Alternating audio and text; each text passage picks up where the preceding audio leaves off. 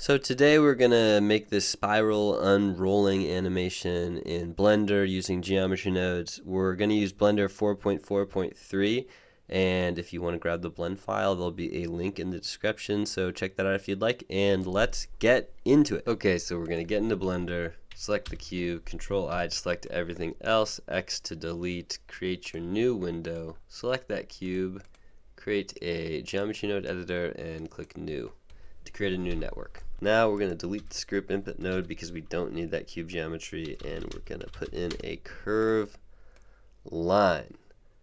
And we don't want this to go up, we want it to go down the x-axis, so we'll zero out that z, and then let's do 10 for now. I'm going to hit 5 on the nub pad to go into orthographic mode. You can also click this button. Now we're going to split this curve into two parts using two trim curve nodes. And we're going to join those back together. But before we look at that, we need to set our start and end. So we're going to use a mix node that goes from 0 to 1. And this will be the first part, so it'll go from 0 to the factor, and this will be the second part, and it'll go from the factor to 1. So this top trim curve goes like this. This bottom one goes like this. When you add those together, you can't really see a difference, but what we're going to do is we're going to take this second trimmed curve and turn it into a spiral. So let's pop in a set position node, and if I just move that up a little bit with the offset, you can see how the two different trimmed curves look. Before we turn to a spiral, we'll have to resample this bottom curve, because right now it only has these 2 points at the start and the end, and we're going to need a lot more. Let's set it to 512 in order to turn it into a spiral curve. So let's zero out that z for the offset. So the way that we're going to turn it into a spiral is we will take the spline parameter, the factor, and we'll use that to mix the position based off of sampling this original curve line. So wherever along this curve line, the position of this curve line according to this factor. So if we sample curve, we can sample the original. We'll do that by this factor, and so we'll get the position, which will be the start point. And then we'll just do a little vector math and add z of 1 to start off with here. So if you set the position there, then we just get that second segment going up like this. So to turn this into a spiral, we'll just take the second segment and we will rotate it around this point here depending on its distance from that point, or we'll start with just the curve factor. So to do that rotation, we'll need a vector rotate node, and we'll just rotate the output of this, put this here. The center is going to be the position plus our offset. The axis is going to be the normal of the curve sampled at that point. So that's going to be either positive y or negative y, because the normal is perpendicular to the tangent vector, and the tangent vector is just in the direction of the curve. So in this case, it's just positive x. So now if we move this angle, you can see that second spline segment just rotating around that center point. But we want to rotate it by the factor. So if we put that in there, it's 0 here, and then you rotate a little bit more as you go up. And we can make that more apparent by multiplying the factor by a certain amount. So now we have the beginnings of our unrolling curve. If we go 0, that would be totally rolled up, and if we go to 1, it would be negative. But in this case, we just have that spiral there all the time. So the first thing we're going to want to do is make that spiral get smaller over time. The way we'll do that is with another mix node. So let's actually just do, let's just do combine x, y, z. We'll use z, and we'll plug this in here.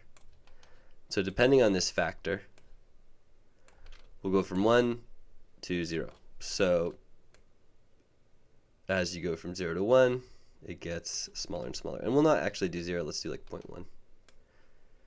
Something like that. It'll probably end up being like 0.2. But we still just have the spiral. And you'll notice too that it just gets smaller. And the space in between the different layers gets smaller too, which really doesn't make sense for something unrolling. Those layers, the distance between the layers would say, like if you had like a yoga mat and you rolled it up, the yoga mat isn't going to get thinner as it unrolls. So we need to fix that. And we'll do that here in the angle. So what we'll do is we'll multiply this original factor by 2 pi, so pi times 2. So that'll give us 1 360-degree revolution. And then we'll multiply that by some amount. Let's do a value node. And we'll call this distance between layers. So that'll be a variable that we have. And let's just make that like 0.05 or something like that. 0.03 maybe. And then depending on the distance between the center point and the sampled point of the original curve, we will scale the distance between the layers. So if I do a vector distance or vector math node set to distance, and we'll do it from position on the curve to the center point of the spiral, we'll just divide the distance, we'll divide this distance by the distance between the layers, set that to divide, then multiply that by this, and maybe 0.03 is too small for this. Let's go 0.1. So now you can actually see that each distance between layers is really 0.1. So since we're going, let's just go all the way to 0. And we can see that on the grid in the background here, this is z of 0, this is z of 1, and then we have each 0.1 little square here has a full revolution. So now when we go, you can see that the distance between the layers stays the same. And that is going to be the basis of what we're doing. So to make this really unroll, we're going to want to take our original curve line, and then we're going to use it. We're just going to like put it on the sampled position of our new curve or set of curves that we've created based off of the length of that curve. So then the length of the original one just wraps around the spiral until it's run out of length. So we'll sample curve again. And this time we'll sample this output, and we'll do it by length, and then spline parameter and length, and then we'll do all curves because technically there's 2 curves here. I'll control H to hide the other outputs there. And then we'll set the position of this guy, but we'll have to resample this curve because again it only has those 2 points. So let's resample this to something like 1024. And we'll set the position of this based off the position of the sample. And then you can see it doesn't even go all the way around because it depends on the length of this curve. So where are we at? So if we go from 0 to 1, yeah, it doesn't look great, but it does kind of unroll. And so we'll have to tune some of our parameters, like we can change the length here. It's going to be weird though. So what we can do is we can change the starting roll amount. See how that looks. And the end roll amount. See, that's looking like a little bit of a better unroll. And this isn't perfect, but it looks pretty good. Yeah, and so now we've got our basic unroll working. So now that we've got it rolling like this, we want to change the input curve so it's rolling around a spiral. So we can take this curve line and let's use the same process that we did to create this spiral. So let's do a viewer here. How do we want to do it? Let's just set position, and then we'll vector rotate, and the center will just be 0. The axis will be 0, 0, 1, and we'll take the position, and we'll use the spline parameter, just do factor, and we're math multiply by, oh, we got to resample that curve. You know, let's just do that here. So instead of having this resample at the end there before we wrap the curve around the unrolled curve or the rolled curve, we'll do it here. So let's do, I don't know, like that. Sure, that looks pretty good. Okay, so this will go here, and then I don't know what it's going to look like. It's going backwards. It's not going in the direction we wanted. So let's just reverse that curve. So reverse curve. Actually, after the set position, we will reverse the curve. So now, if we go, whoa, it's so big. So it needs to be smaller, basically. Will that work the way that I want it to work? Yeah, we can just change the length of the original curve line.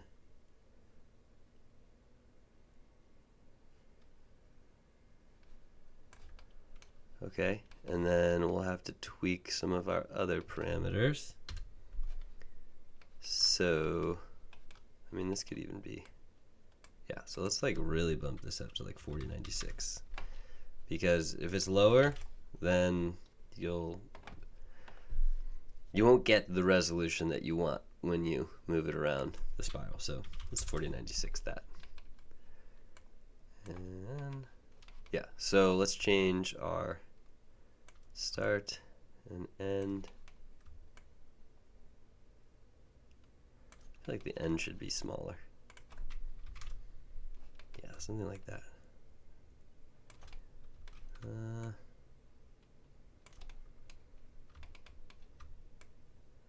And maybe we should even move the start of this slightly so that, yeah, there we go. Because we don't want, if this is at 0, we go all the way to this center point.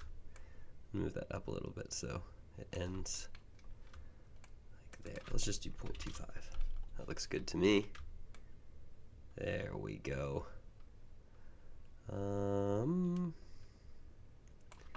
Such a big initial.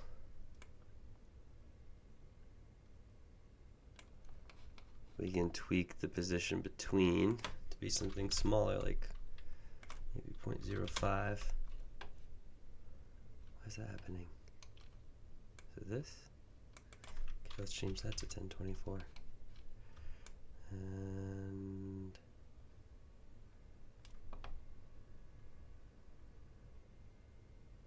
huh.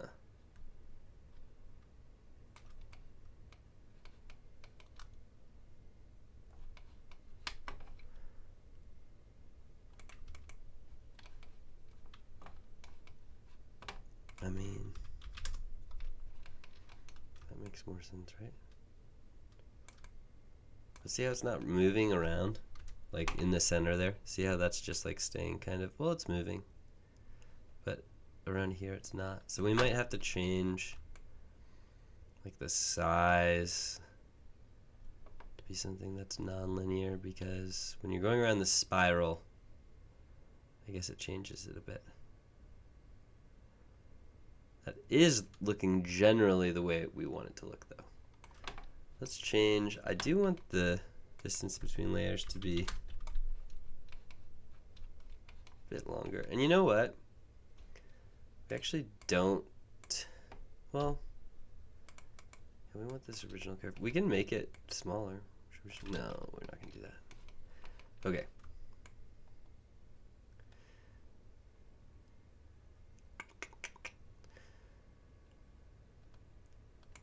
So let's choose a math node. We'll have this be like power. And let's go to. There we go. See, that's looking a lot better already. It's not perfect, but that works pretty well.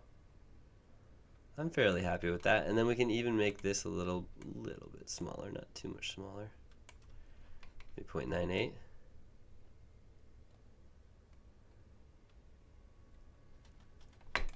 I would say that looks pretty good. That center hole does get a little bit bigger. I mean, should it be like that? No. No. Let's go to.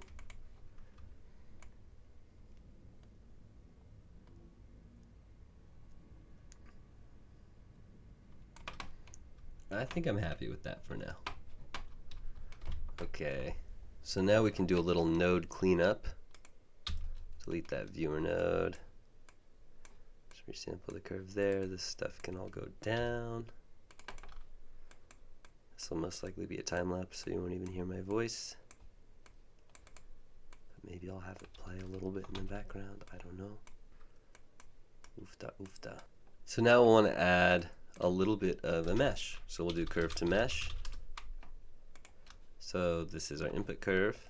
And then the profile curve will be, let's do a quadrilateral. Boom, it's going to be way too big. So the height needs to be basically that distance between curves parameter, or difference between layers. Yeah, exactly that. Maybe, well yeah, and then the width obviously needs to be, let's have them not quite touch. Or let's do 0.035. Oops. 0.35 I mean. 0.35. Thank you for working hands. And so yeah, the unroll like that. I mean, maybe we can increase this a little bit. So then this width will be a little bit smaller again. And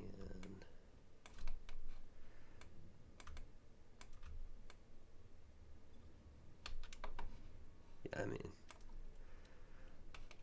okay.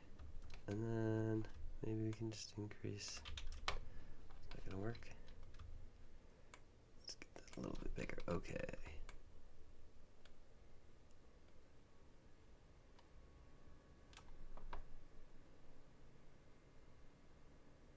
I like that. That's pretty cool.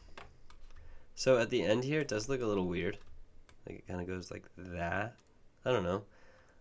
One thing that could work is leaning the whole curve a little bit inward as we get closer to everything being completely unrolled. We can do that with another vector rotate. Here, let's put that angle to 0 right now. So we're going to want to rotate it pretty much the same as this first one. So the center will be here, but the axis will actually be tangent in this case. And what am I doing wrong? Oh no, the center we want to be just this position. So yeah, there we go. So if we go there, then I feel like it ends up a little better. We got that hole there, so we definitely want to fill caps in this curve to mesh node. And then also I'm going to fillet this curve to give it a little bit of a bevel.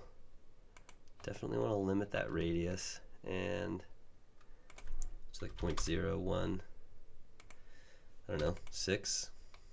That looks pretty good.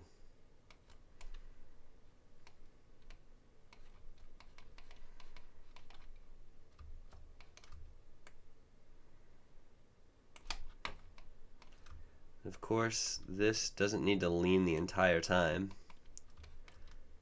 So, also, let's do 4096 here.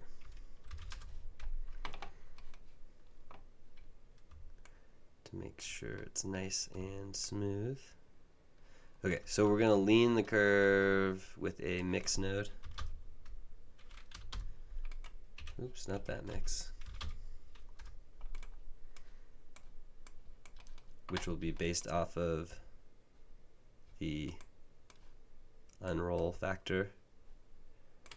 And it'll go from, so this is in radians, so we could use that, but let's just go from 0 to whatever we want it near the end.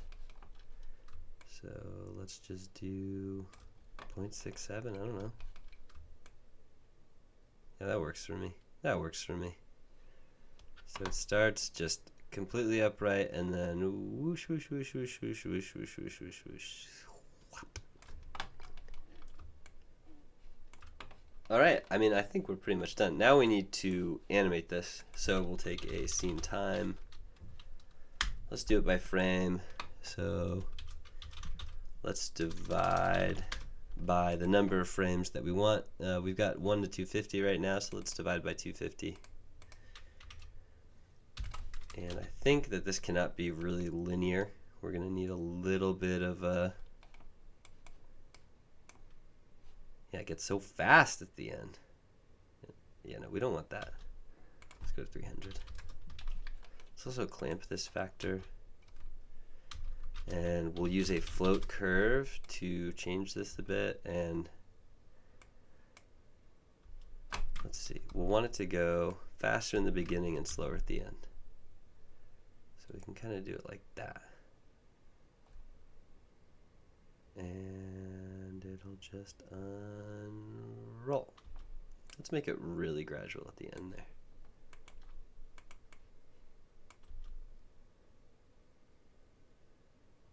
It might be too gradual.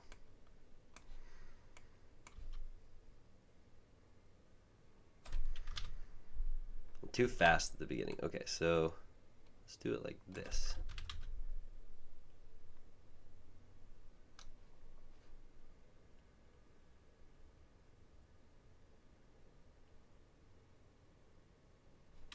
That's pretty good. Let's do a little bit more.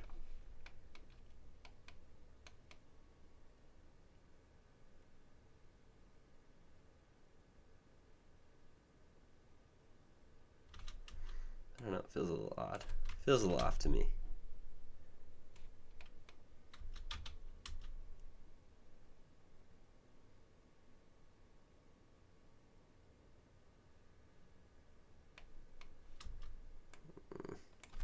Okay, well, you can tweak that.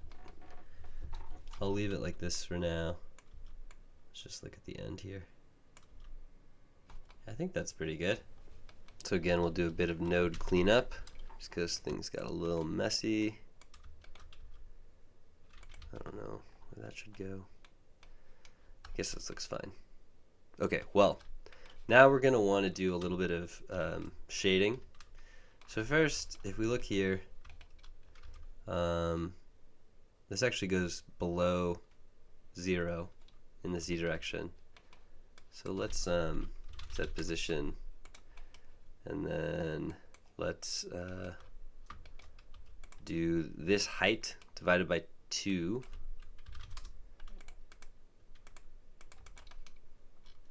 And then we'll offset by Z. So combine Z, that goes there.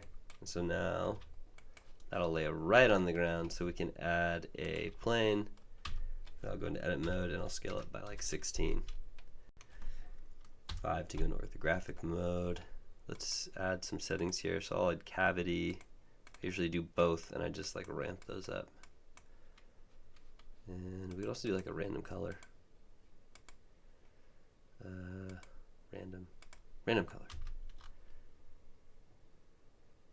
Yeah, that's pretty nice.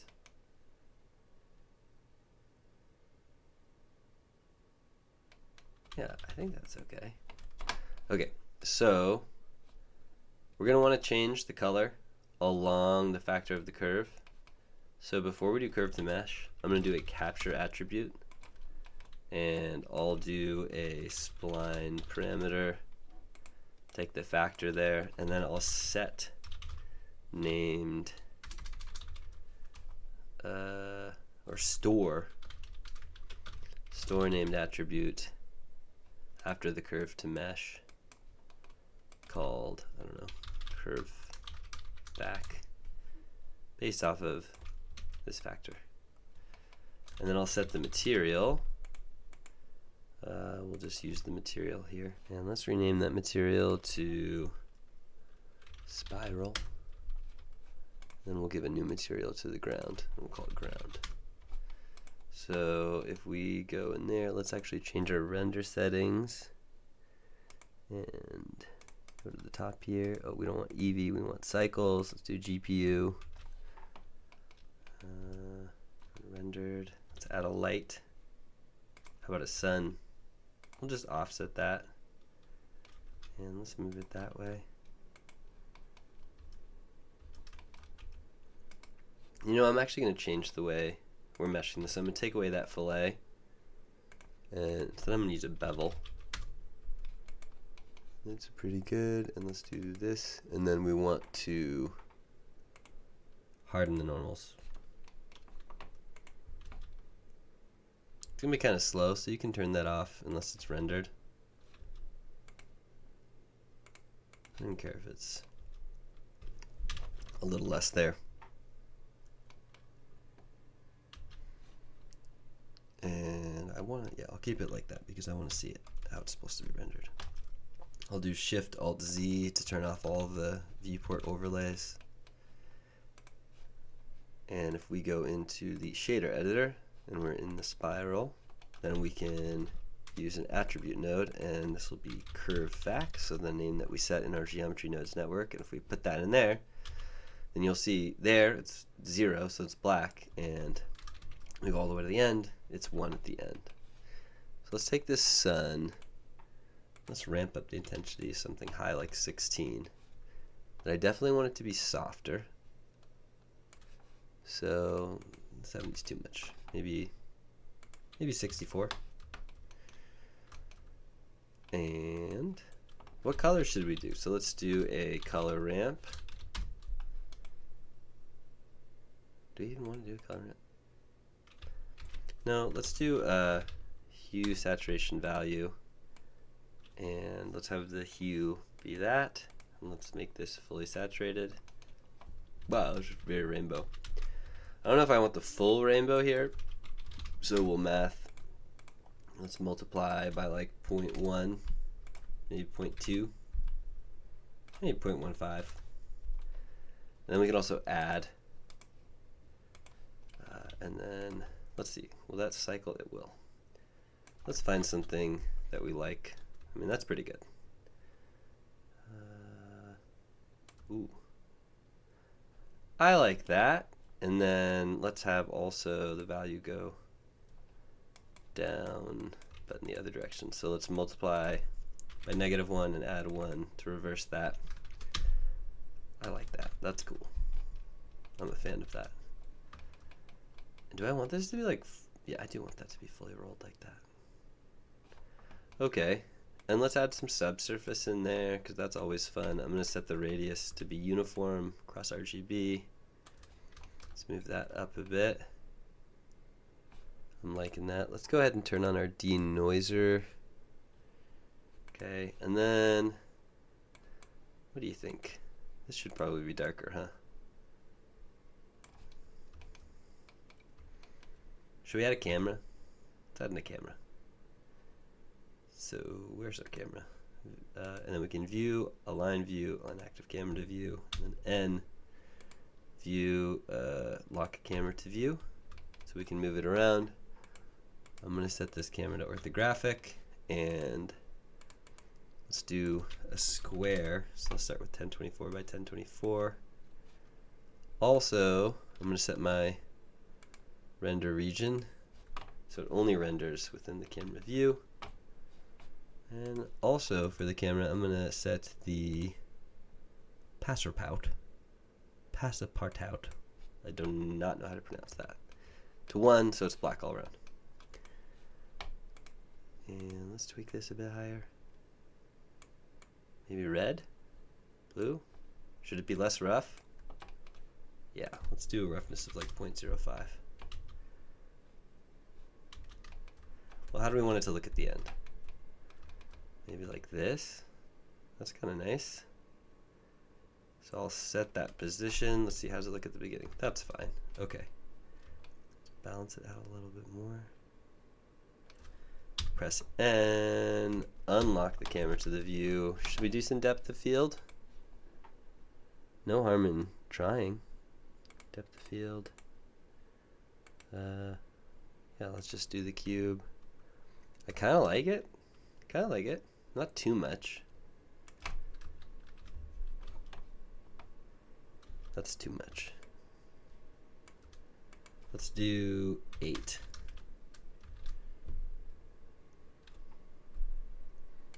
About 4. We'll see how that plays. I mean, no, I think I like it without it. Stick without it. Do we really want this to be the color? Like Control C, just kind of save that. I mean, there's a lot we could do here. Kind of like that dark. No, I don't like that. I like that better.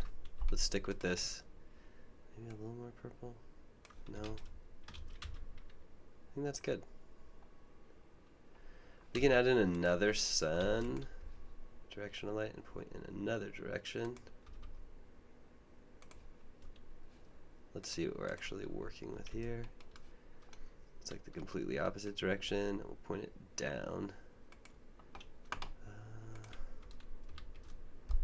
It's going to change a lot, and I don't want it to be as bright. Let's change that to like 4.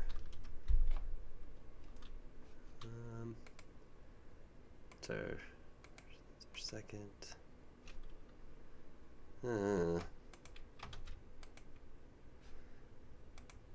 We could play with the color. Ooh, yeah, let's change that to like a blue one. And let's have that go at a bit more angle. Yeah, I don't really like how that looks like at the start, but I like the blue that that adds. This one, what happened? Yeah, let's keep that soft. So we're keeping this pretty simple. I think this looks good to me.